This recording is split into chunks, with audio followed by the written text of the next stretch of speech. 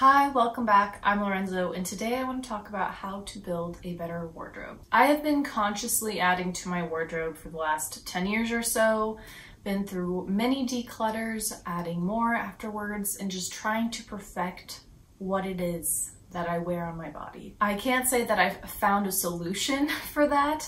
I think as you age, as your body changes, as different things in your life happens, you have to continually edit and change that wardrobe to be perfect for you. But I have put together some tips that I think have really helped me over the years to stop making so many purchase mistakes and to lessen what I declutter over the years. First tip I'm gonna give you is to just stop buying clothes. Just put a pause.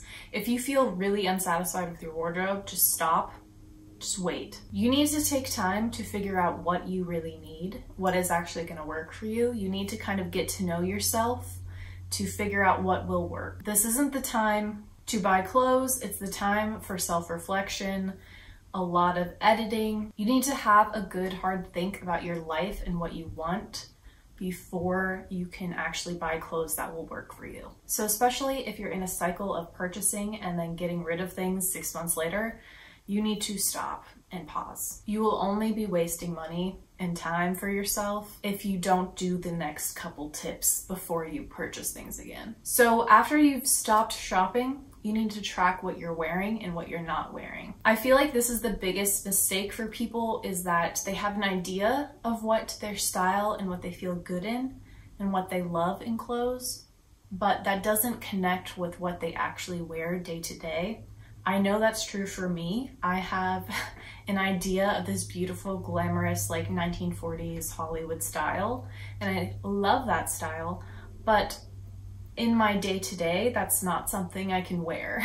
I can add small elements, such as like a blouse, or have my formal dress that I wear to weddings or more fancy events be that, but my day-to-day office wear, my home wear is not really gonna have that in rotation. So what I would suggest is doing some kind of clothing challenge, or you can just simply take a picture of what you wear every single day and write down how you feel in those pieces. I have plenty of pieces that I wear often enough, but I know that I actually don't feel that good in them, even if they look good or look cute in an outfit. For example, jeans in general, especially ones that are like very waist snatching. I think they look cute when I'm standing, but to actually wear them all day is like not for me. I can wear them for like going out for a couple hours, but not for sitting down or lounging.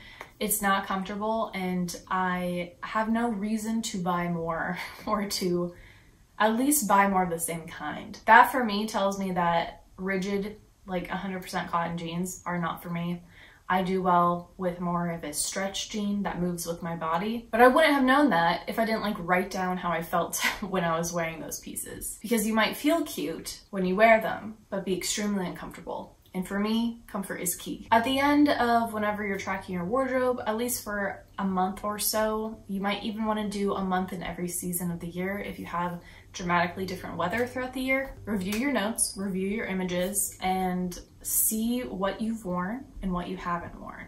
That should narrow down what you're shopping for in the future. Maybe throughout your tracking of your outfits, you always felt frumpy. That should tell you that you need to be adding some more sophisticated or classic pieces to your wardrobe to elevate your everyday look. Next, I suggest keeping a collection of inspiration, either in Pinterest, Instagram, whatever you use, and analyze them. Write down what you like about them. For example, you might have an inspiration picture of a whole outfit, but the only thing you actually like is the shirt.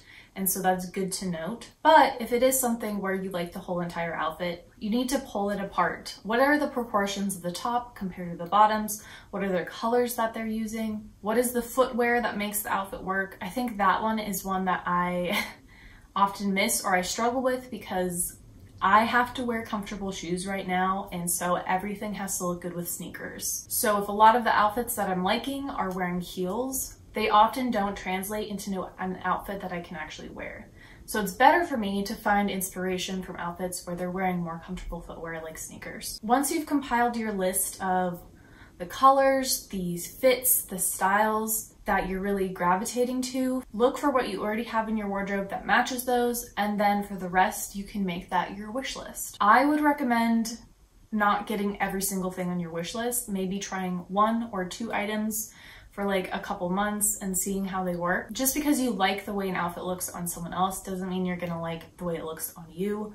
So I suggest slowly trying these inspiration outfits. Try them in a multitude of different combinations with different items of clothing that you have. This way you'll find what works for you without putting in a huge investment in something new and then deciding it's not for you. Next, I would suggest physically going to a store and trying on the pieces that you have on your wish list. If you can't find the exact item in the store, you can often find something similar enough. For example, if you have like oversized linen trousers on your wish list and you can't find them in store, you can usually find some variety of wide leg pant or trouser or jean that can substitute for the volume and shape of it, but maybe not be the correct material. That'll still give you an idea of if that silhouette works on your body the way you want. It also helps you prevent like wasteful shopping. When you're going in person, you can play around a lot more with different items.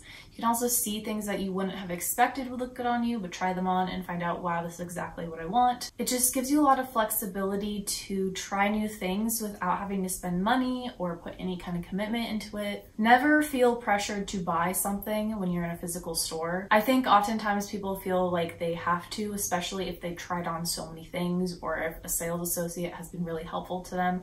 You do not have to buy anything. Don't get guilt tripped into buying clothes that you don't need. Once you've gone to physical stores and you know the cuts, the sizes, the kinds of things that you're looking for, then you can shop online and find the exact perfect item for you. You are not restricted to only buying clothes in person. That is just an exploratory time for you to find what works for you. If something works perfectly for you in person and you want to just buy that, cool, awesome. But you can also just take that knowledge and use that when you're shopping online. The next thing I think you should consider in adding new pieces to your wardrobe is knowing your materials. I feel like I've talked about this a lot. There are many different materials that work for different occasions, different settings, different seasons, and these can dramatically affect whether a piece works for you or doesn't work for you. Everyone is different in what they like and like to wear in their body. Personally, I know I prefer to wear a lot of natural materials, specifically linen, cashmere, silk, and cotton, but I also know that things like travel pants are going to be more of a synthetic material. That's just what it is. To have a stretchy, durable material is usually going to be made of a polyester and a spandex blend, and I know that and I accept it. I don't hold myself to like a very rigid set of rules for what materials I can wear and what I can't wear. However, I know I will never be happy or comfortable in a synthetic material on my top. That's just something I know doesn't work for me. Be it a sweater, a t-shirt, whatever, I know I'm always either slightly uncomfortable or very uncomfortable. Alternatively, I know that a lot of wool products, like just 100% wool sweaters, mohair, those kinds of materials, I also hate on my body, which they are natural, but they are very itchy to me. Whereas merino wool, usually love it. It's awesome. Cashmere, also my absolute favorite. So when you're tracking your wardrobe and you're figuring out that kind of thing, keep in mind the materials of the things that you really like to wear and the things that you really don't like to wear, so that when you are shopping in the future, you don't make shopping mistakes based on material. Another tip I have is to know your colors. These don't necessarily have to be what your color analysis, your seasonal colors are. Whatever your quote-unquote best colors are for your skin tone, etc. They can just be the colors you feel the happiest in. For me personally, the colors that I feel the best in also happen to be the same as my seasonal color palette.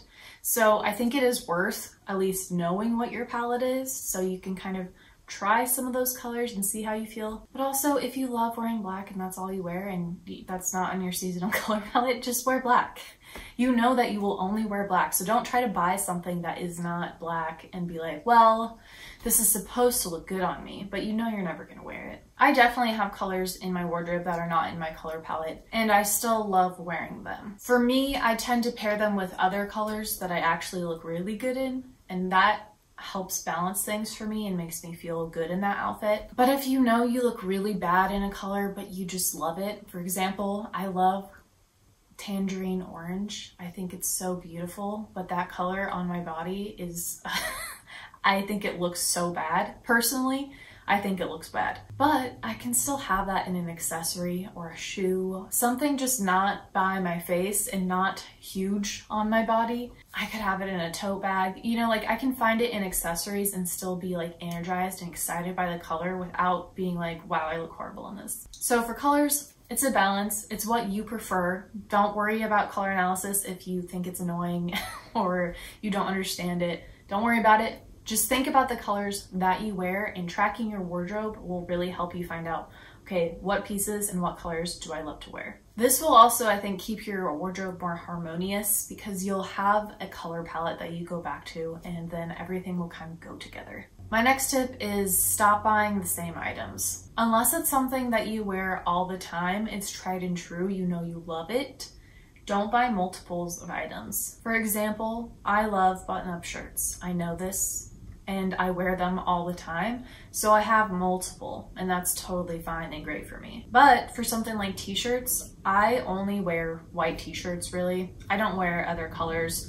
When I have bought colors in the past in the same t-shirt that I love, I only wear the white shirt, so I don't buy the other ones anymore. Instead, if I want to wear a color, I opt for a completely different silhouette, something different in cut and fit, something that makes it a completely different item than the basic t-shirt, such as a silk version or a tank top, something that differentiates it so that I don't just have these unworn, unused items that are just duplicates. Lastly, I feel like this is like my biggest revelation for my wardrobe recently, which many people will probably just be like, that's obvious. Buy clothes for the fit you want, not the size you are. For some reason, I have always shopped and bought whatever size I actually am. So the size that fits my body perfectly, according to size charts or however someone else thinks that it should fit my body. I did not consider how I want to appear in the clothing. For example, this shirt, I love. I got it a couple months ago before I stopped shopping for a while, and I've been wearing it so much. However, it is not my size. Like, it is extremely oversized. They only had this shirt in a 3XL, and I was like, well, I could use it as a robe. Let's just try it because it looks like really nice linen and I've been wanting a summer robe. But I am absolutely obsessed with how oversized it is, and now I know, like, hey, I'm allowed to buy things that aren't my size if I like the way they fit on me. I don't have to buy the regular size that fits me perfectly because I actually like oversized clothes. They make me feel good. I would be a little more careful if I were buying things used, like at a thrift store. I would really want to know that I'd be wearing that item all the time because I know larger clothing items are much more rare at thrift stores. And I want to make sure that other people who actually need to wear that size can wear that size. But if I'm buying something new, there's nothing wrong with buying a much larger size than what you technically are. Because the truth is I could wear this almost every day and be extremely happy, whereas if I got something more fitted, I would be uncomfortable and not want to wear it. So it's less wasteful in my mind to just get the size that fits me the way I want instead of getting the size that technically fits me. I find this is true too with oversized when I want something actually smaller.